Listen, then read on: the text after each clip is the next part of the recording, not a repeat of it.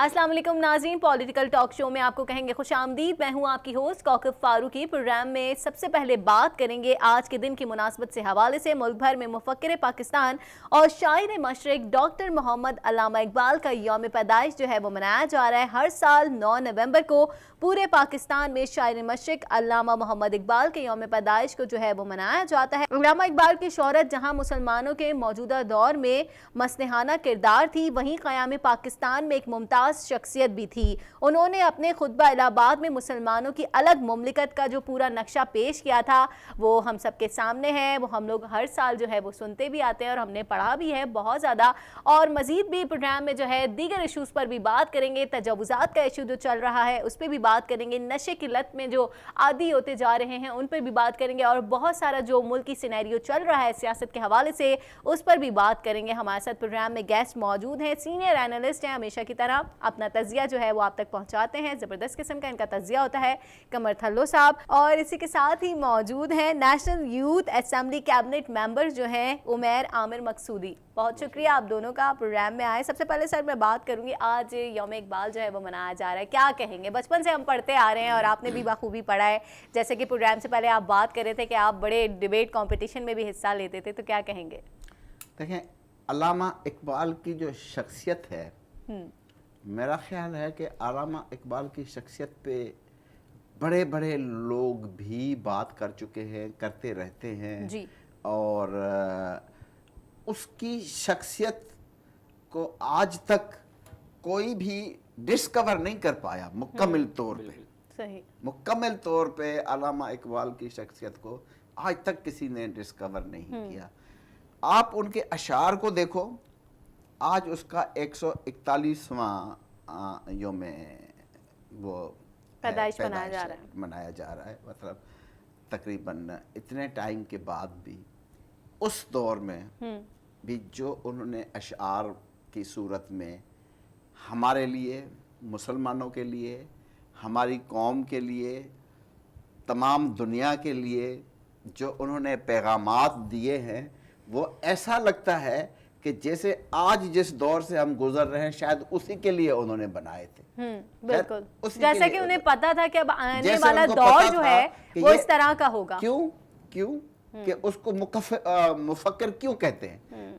मुफक्किर का मतलब ही यही है कि उसको आइंदा की फिक्र और उसकी आइंदा की भी वो फिक्र, वो सोच जिसको यहाँ तक ले आई कि आइंदा क्या होगा। सही। तो जाहिर है कि हम सब उन्हीं के अशार को पढ़ के, उन्हीं की तालीमात को पढ़ के, उन्हीं को बड़े शौक से पढ़ के जो कुछ हमने सीखा है और आज जो थोड़ा बहुत हम कर सकते हैं उन पे अमल पैरा हैं। अगर हम मुकम्मल अमल पैरा हो जाए तो यहाँ तो नक्शा ही बदल जाए, लेकिन ऐसा खुदा करे कि कभी हो। लेकिन इस पे मैं तो कहूँगा हमारे इस नौजवान को कि ये अल्लामा इकबाल के तफसीर न तो तफसील जो बिल्कुल उमैर आपसे भी हम पूछेंगे। अच्छा ये बताइएगा उमैर, मुफक्किर पाकिस्तान ने शाहीन के तसव्वुर और खुदी के फ़लसफ़े पर जो बहुत सी बातें की हैं, इस सवाल से क्या कहेंगे आप? बिस्मिल्लाहिर्रहमानिर्रहीम। सबसे पहले तो मैं आपका मशकूर हूँ कि आपने मुझे यहाँ पर इनवाइट किया इकबाल रहमतुल्लाह अलैह पर बात करने के लिए।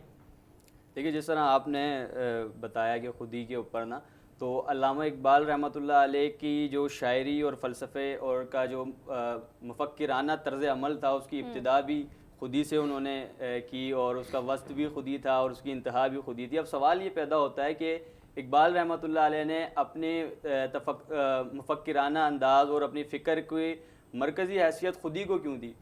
तो खुदी एक ऐसा लफ्ज़ अल्लामा इकबाल रहमतुल्लाह अलैह लेकर आए, जिस तरह एक शेर मुझे उनका याद आता है, उसका आखिरी मिसरा कि अल्लामा इकबाल ने फरमाया कि खुदी की ज़द में है सारी खुदाई।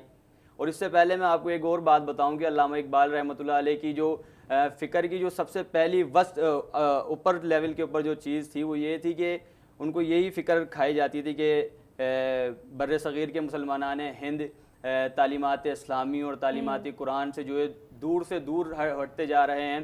तो अल्लामा इकबाल रहमतुल्लाह अलैह ने फरमाया कि खुदी की ज़द में है सारी खुदाई, यानी कि जब एक बंदा अपनी खुदी को बेदार सही मानों में आसान तरीके से कर ले तो वो बिल्कुल आप यूँ समझ लें कि मुकम्मल तरीके से जो अल्लाह तबारक व तआला की खुदाई को जान लेता है। तो अल्लामा इकबाल ने यहाँ पर ये खुदी का वर्ड इसलिए इस्तेमाल किया। और जिस तरह सर ने अभी बताया कि अल्लामा इकबाल के जो पिछले अशार थे जो उन्होंने उस ज़माने के अंदर कहा है, तो ऐसा लगता है कि आज वो करंट सिनेरियो के ऊपर वो फिक्स आके बैठते हैं। तो अल्लामा इकबाल उस दौर के अंदर उन्होंने उस दौर में भी नौजवानों में जो है वो रूह बेदार की, और अब भी वही सूरत है। बच्चे ने कहा खुदी पे उनको खुदी से है जो है इज्जत, बिल्कुल ठीक है ना। तो और उनका खुदी पे यही है ना कि खुदी को कर इतना बुलंद कि खुदा खुद बंदे से पूछे बता तेरी रजा क्या है। तो यही चीज उसी खुदी में आती है। अल्लामा इकबाल ने वो भी फरमाया था कि मेरा तरीक अमीरी नहीं फकीरी है, खुदी ना बेच फकीरी में नाम पैदा कर। सही, बिल्कुल। सर आप कुछ अशार सुनाएं इस मौके पर, आप भी बता रहे थे कि कुछ अशार हैं आपके पास, सुनाएं कुछ अगर आपको याद है या कुछ और आप बताना चाहें। नहीं, याद मुझे इतने नहीं है, लेकिन मैं उनको पढ़ता बहुत हूँ, मेरे पास उनकी किताबें बहुत हैं और उनको बहुत मैं सही। हमारे पाकिस्तान के बहुत अजीम नाम है और बहुत अच्छे शायर हैं, जिनमें एक नाम, बड़ा नाम अल्लामा इकबाल साहब का है। बहुत बड़ा नाम है। अच्छा, यूथ के लिए उन्होंने काफ़ी कुछ लिखा है।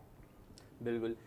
मैं आपको बताता चलूँ कि अल्लामा इकबाल रहमतुल्लाह अलैह एक ऐसे नब्ज़ शनाज़ शायर थे कि जिन्होंने बर्र सग़ीर के अंदर 100 साला मतलब सैकड़ों साला ग़ुलामी के अंदर जकड़ी हुई कौम को एक ऐसी नई जुत उनके अंदर जगाई, उनके अंदर एक ऐसा हुर्रियत का जज्बा बेदार किया कि वहाँ के नौजवानों के अंदर अल्लामा इकबाल का मेन मकसद, जब उन्होंने एक अलहदा सल्तनत का ख्वाब देखा वो पाकिस्तान बनाने का, क्योंकि उन्हें उनका खुतबा इलाहाबाद, बिल्कुल खुतबा इलाहाबाद, तो उसके अंदर उन्होंने मुसलमान नौजवानों को बड़ी मोटिवेशन उनके अंदर पैदा करी, उनके अंदर एक जज्बा हुर्रियत पैदा किया कि उनको इस बात का शऊर दिया कि एक हमारी एक अलग सल्तनत होनी चाहिए, हमारी एक अलग मुमलिकत होनी चाहिए कि जहाँ पर हम आज़ादी के साथ अपने मामलात कर सकें। सही। उन्होंने अल्लामा इकबाल ने बर्र सगीर के मुसलमानों को ग़ुलामी की जंजीरों से निजात दिलाने के लिए जुदागाना कौमियत का एहसास जो है वो उजागर किया और अपनी शायरी से मुसलमानों को जो है वो बेदार किया। क्या कहेंगे? बहुत ज़्यादा बेदार किया। बेदारी, जज्बात जो हम लोगों में उस वक्त के मुसलमानों में, नाट हम लोगों में, हम लोग तो पैदा ही नहीं हुए थे, लेकिन उस वक्त के मुसलमानों में जो उन्होंने जज्बात उभारे और जो सही तर्जुमानी की कि हमें जो है वो आखिर जुदागाना वतन क्यों चाहिए, उसका एक उन्होंने फ़लसफ़ा पैदा की, फ़लसफ़ा बताया। जो फ़लसफ़ा वही था कि हम और हिंदू एक साथ नहीं रख सकते।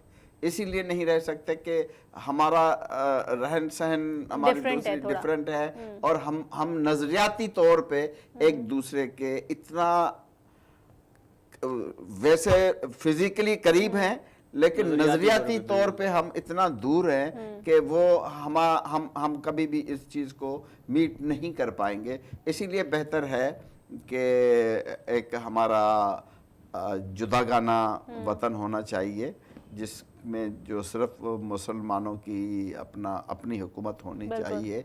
ये अलग बात है। मैं इस पे दो लफ्ज़ों में, क्योंकि ये फिर बहुत बड़ा लंबा टॉपिक है, दो लफ्ज़ों में कि जो अल्लामा इकबाल ने चाहा था कि जुदागाना हमारा वतन हो, वो वतन तो हमें नहीं मिला, थोड़ा सा मिला, लेकिन उसकी बहुत वजूहत है, मैं उसमें नहीं जाऊंगा कि क्या साजिशें थी, कितनी थी, क्या थी। ये एक लंबा टॉपिक है, कभी किसी पे प्रोग्राम करेंगे तो उसकी तफसील भी वो आएगी। लेकिन अगर वो चीज़ हमें मिल जाती तो आज हम पता नहीं क्या होते दुनिया में। लेकिन जो भी मिला अल्हम्दुलिल्लाह, समझा कि जो है अगर हमने इसको भी संभाल लिया, और इसको अब संभालेगा कौन? अब तक तो जो जिन्होंने संभाला उनको छोड़ दो, उन्होंने जिस तरह संभाला उनको भी छोड़ दो। बिल्कुल। अच्छा उमैर, बीइंग अ यूथ, आप बताएं, मतलब इस तरह इस डे पे सेमिनार्स भी मुनक्किद किए जाते हैं, डिबेट का एहतमाम भी किया जाता है, बहुत सारे मतलब जो है लोग, यूथ आती है, आप लोग तो यूथ उससे रिलेटेड हैं, तो मतलब किस तरह कैसा अच्छा लगता है? देखते हैं यूथ में कि वही जज्बा देखते हैं جو انہوں نے بیدار کیا تھا. بالکل یہ ایک اچھا سائن ہے کہ ہمارے معاشرے کے اندر اس قسم کے بڑے نام جو جس طرح سے شاعر مشرق کہا جاتا ہے علامہ اقبال رحمۃ اللہ علیہ کو, تو ان کے دن منائے جاتے ہیں اور نوجوانوں کو اس حوالے سے شعور ان کا بیدار کیا جاتا ہے, انہیں معلومات فراہم کی جاتی ہے. میں بتاؤں علامہ اقبال کی شاعری کا جو مین پرپس ہوا کرتا تھا وہ صوفیزم بھی تھا, اس کے اندر فلاسفر بھی تھے وہ علامہ اقبال, اس کے اندر علامہ اقبال جو نوجوانوں کے لیے بھی بات کیا کرتے تھے. تو علامہ اقبال ایک سیاسی شخصیت بھی تھے, علامہ اقبال نے نوجوانوں کے اندر ایک سیاسی شعور بھی بیدار کیے. تو آج ہمارے معاشرے کا سب سے بڑا المیہ یہ ہوتا ہے کہ آج نوجوانوں کو جو ہے سیاست سے روکا جاتا ہے, مطلب طرح طرح کی انہیں باتیں کی جاتی ہیں کہ یہ تمہارے دامن پر ایک بدنما داغ ثابت ہوگا وغیرہ وغیرہ. یوتھ ہمیں زیادہ آج کل ان دکھائی دیتی ہے, مطلب اس ملکی سینیریو کے اوپر فوکس ہوتا ہے, یوتھ کافی ڈیبیٹ کر رہی ہوتی ہے, بڑے ٹویٹس کیے جاتے ہیں, اس طرح سے نظر آتا ہے ہمیں. بالکل, لیکن ایک وہ سیاسی جو کردار اس کے اندر یوتھ کا ہونا چاہیے نا, میں یہ سمجھتا ہوں کہ یوتھ کو جو ہے ایک سیاسی کیا کہتے ہیں ان کے لیے راہ ہموار کرنی چاہیے, کیونکہ وہ آنے والا مستقبل ہے. کیا کہیں گے اس حوالے سے؟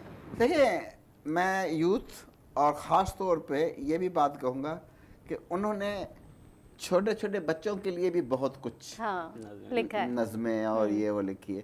اب آپ کو پتہ ہے کہ اس وقت بھی پاکستان میں تو الگ ہے, وہ لب پہ آتی ہے دعا بن کے تمنا میری, آپ کے انڈیا کے اسکولوں میں بھی ان کی نظم جو ہے وہ پڑھی جاتی ہے کہ سارے جہاں سے اچھا ہے ہندوستان ہمارا, کیونکہ وہ اس وقت مشترکہ ہندوستان تھا, سمجھا نا, تو وہ ہم ہیں بلبلے اسی کے, وہ ہے گلستان ہمارا. تو وہ انڈیا میں بھی علامہ اقبال کی پڑھائی جاتی ہے. میں ایک مرتبہ جرمنی گیا, جرمنی کے کچھ فاصلے پہ ایک شہر ہے ہینڈل برگ. میں جب ہینڈل برگ گیا, مجھے پتا نہیں تھا یا نہ پہلے اس سے پہلے کسی نے بتایا تھا, میں جب ہینڈل برگ گیا تو وہاں پہ مجھے بتایا گیا کہ علامہ محمد اقبال یہاں پہ تعلیم حاصل کر چکے ہیں اس سامنے والی یونیورسٹی میں, اور وہاں پہ ایک روڈ کا نام علامہ اقبال کے نام پہ ہے, ایک روڈ کا نام علامہ اقبال کے نام پہ ہے. تو آپ اندازہ لگاؤ تو اس وقت اس کی کیا شخصیت ہوگی کہ جرمنی والوں نے ان کا روڈ ان کے نام پہ منسوب کر دیا. اسی طرح ایجپٹ کے اندر مجھے یاد پڑتا ہے کہ 18 دفعہ مطلب 18 ٹائمز جو ہے پی ایچ ڈی کیا گیا علامہ اقبال کے اوپر. صحیح, زبردست, بہت اچھی بات. اسی بات کے ساتھ پروگرام میں وقت ہوا ایک بریک کا.